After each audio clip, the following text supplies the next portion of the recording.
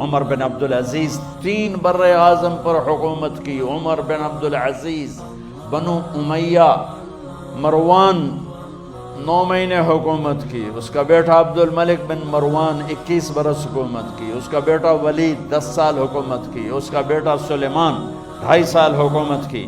اسی تخت پر بیٹھے عمر بن عبدالعزیز. پہلے چاروں نے اللہ کے شریعت کو قربان کیا حکومت کے لیے.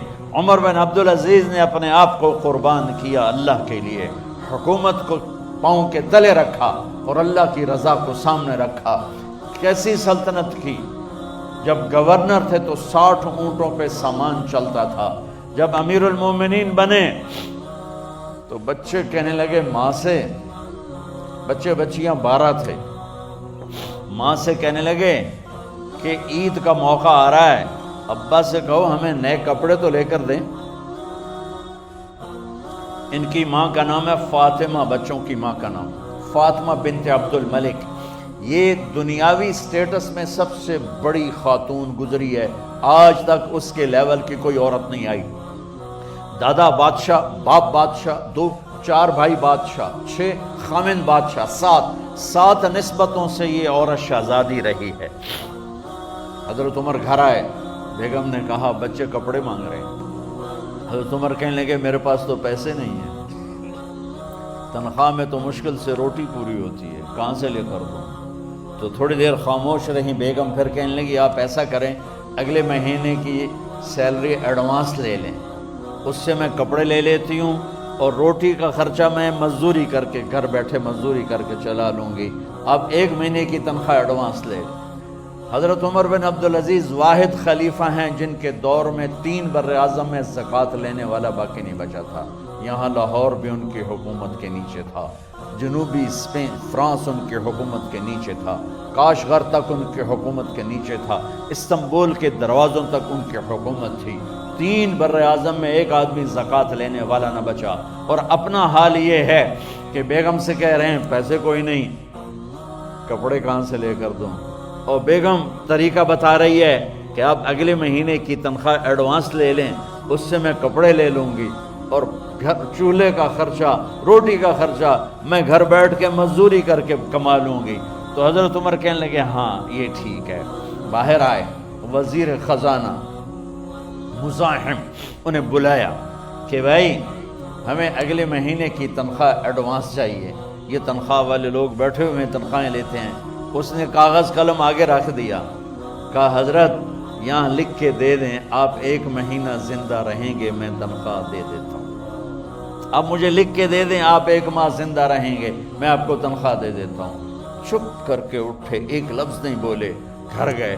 حضرت اپنی بیگم فاطمہ سے کہا بیگم بچوں سے کہہ دو کہ باپ کے پاس کپڑے لے کر دینے کی سخت نہیں ہے.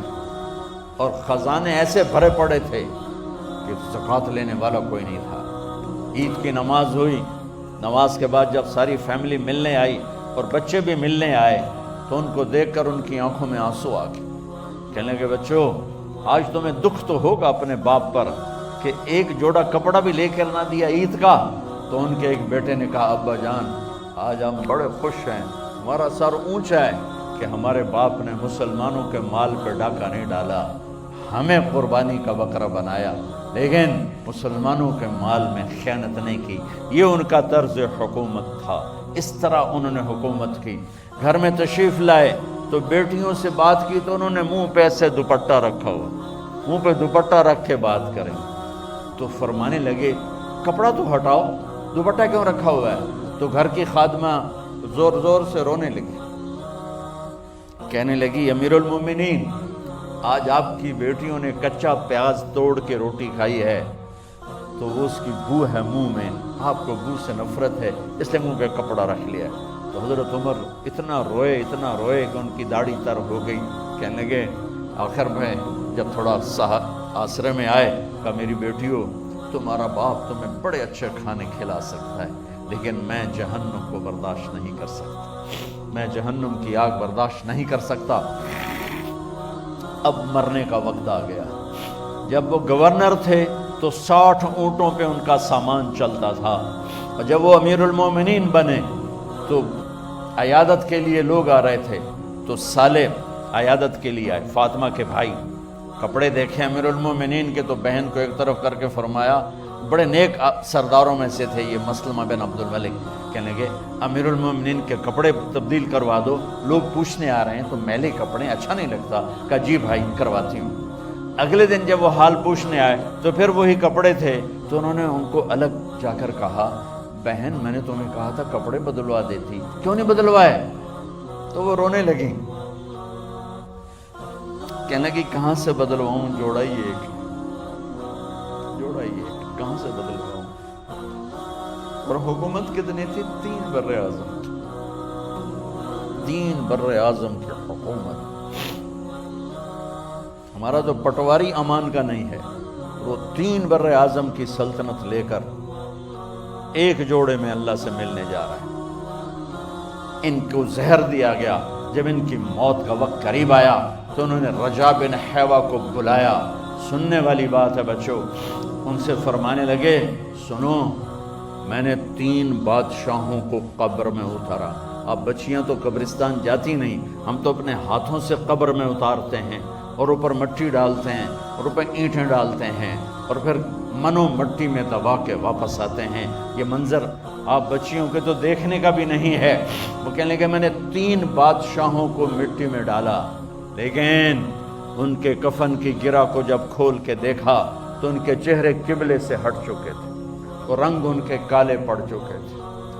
ولید بن عبد الملک، سلیمان بن عبد الملک، عبد الملک بن مروان، عبد الملک باپ، ولید بیٹا، سلیمان بیٹا، یہ تینوں کا ان کے چہرے کالے ہو گئے تھے اور ان کا قبلے سے منہ پھر گیا تھا۔ اب میں مرنے لگا ہوں، مجھے پہلے ضرور چیک کرنا کہ میرا اللہ میرے ساتھ کیا کرتا ہے۔ پہلے تینوں کی ظلم کی حکومت تھی، ان کے چہرے قبلے سے کیوں ہٹ گئے؟ آپ کو عجب بات بتاؤں، ولید بن عبد الملک روزانہ تہجد میں کھڑے ہو کے 10 سپارے پڑھتا تھا، 10 سپاروں کی تلاوت تہجد میں کرتا تھا کھڑے ہو کے، اور قبلے سے چہرہ ہٹ گیا۔ سلیمان بن عبد الملک تہجد گزار، چہرہ قبلے سے ہٹ گیا، ظلم کیا، ظلم کیا، ظلم کیا، خون کو پانی بنا دیا، حکومت پر شریعت کو قربان کیا، رشتے ناتوں کو قربان کیا۔ اللہ نے قبلے سے چہرے، نمازیں منہ پہ مار دی، روزے منہ پہ مار دیے، حج زکاتیں منہ پہ مار دی، تہجد ان کے منہ پہ مار دی اور ان کے چہروں کو قبلے سے ہٹا دیا اور رنگ کالے کر دیے۔ عمر بن عبدالعزیز نے اسی سلطنت کو عدل سے بھر دیا، اسی سلطنت کو عدل سے بھر دیا۔ جب ان کا انتقال ہوا، سلیمان بن عبد الملک کی ڈیڈ باڈی جب قبر کے قریب لائے اتارنے کے لیے تو ایسے ایسے ہلنے لگا، اس کا پورا جسم ہلنے لگا۔ تو اس کے بیٹوں نے کہا کہ ہمارے ابا زندہ ہیں، تو حضرت عمر نے فرمایا بیٹو زندہ نہیں ہیں، عذاب قبر جلدی شروع ہو گیا ہے، عجل اللہ بالعقوبہ، قبر کی پکڑ پہلے شروع ہو گئی ہے، چھپاؤ اپنے باپ کو جلدی۔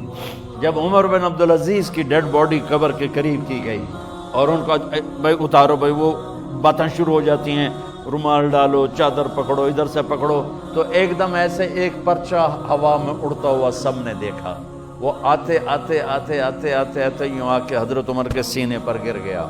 سب دیکھ رہے ہیں۔ جب پرچے کو اٹھا کے دیکھا گیا تو اس پہ ایک سطر پہ لکھا تھا بسم اللہ الرحمن الرحیم، اور دوسری سطر پہ لکھا تھا براءۃ من اللہ لعمر بن عبد العزیز من النار، یہ عمر کے لیے جہنم کی آگ سے نجات کا پروانہ ہے۔